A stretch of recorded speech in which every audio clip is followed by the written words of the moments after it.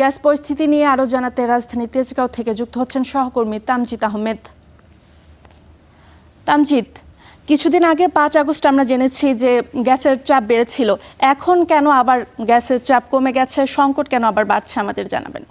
রিমি, মূলত যে বিষয়টা ঘটেছিল যে 2-3 দিনের একটা ছুটি পাওয়ার কারণে তখন কিছুটা ঢাকায় যানবাহনের চাপটা কমে গিয়েছিল, পাশাপাশি বিভিন্ন শিল্প কারখানাও বন্ধ ছিল, যে কারণে যেই গ্যাসের সরবরাহটা ছিল ওইটার চাপটা বেড়েছিল, তখন কিছুটা পরিস্থিতি স্বাভাবিকের দিকে গিয়েছিল। তবে রবিবার থেকে অর্থাৎ গতকাল থেকে সেই চাপটা আরেকটু বাড়তে শুরু করেছে এবং আজকে সকাল থেকে একেবারে বলা যায় ঢাকার বেশিরভাগ ফিলিং স্টেশনে কিন্তু গ্যাস সরবরাহটা বন্ধ রয়েছে বেলা 11টার পর থেকে।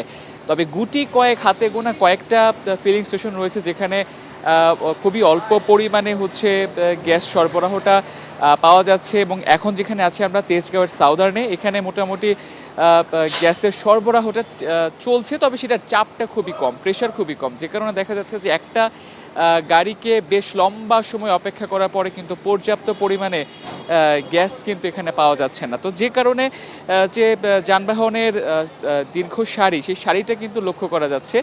আর এই পাশে আপনারা দেখতে পাচ্ছেন যে বিভিন্ন গাড়ি কিন্তু একেবারে যে ফিলিং স্টেশনের বাইরে পর্যন্ত বিশাল দীর্ঘ লাইন কিন্তু হয়ে গিয়েছে, এবং যা তাদের সাথে আমরা কথা বলে যেটা জানতে পেরেছি যে তারা খুবই অনিশ্চিত রয়েছে যে কতক্ষণ পর্যন্ত গ্যাসটা থাকবে, কতটুকু পরিমাণে গ্যাসটা তারা পাবে এটা তারা নিশ্চিত নয়। অনেক ক্ষেত্রে এমন হয় যে যে পরিমাণে গ্যাস পাওয়া যায় 100-150 টাকা বা 200 টাকার পর্যন্ত গ্যাস পাওয়া যায়, যেটা দিয়ে তারা শুধুমাত্র এক বেলা পর্যন্ত চলতে পারে, যে কারণে তাদেরকে দিনে 2 থেকে 3 বার এভাবে কয়েক ঘন্টা করে লাইনে দাঁড়িয়ে থাকতে হচ্ছে। আর যেহেতু বেশিরভাগ ফিলিং স্টেশনগুলোতে গ্যাস সরবরাহটা বন্ধ রয়েছে বা গ্যাস সরবরাহটা কম পাওয়া যাচ্ছে,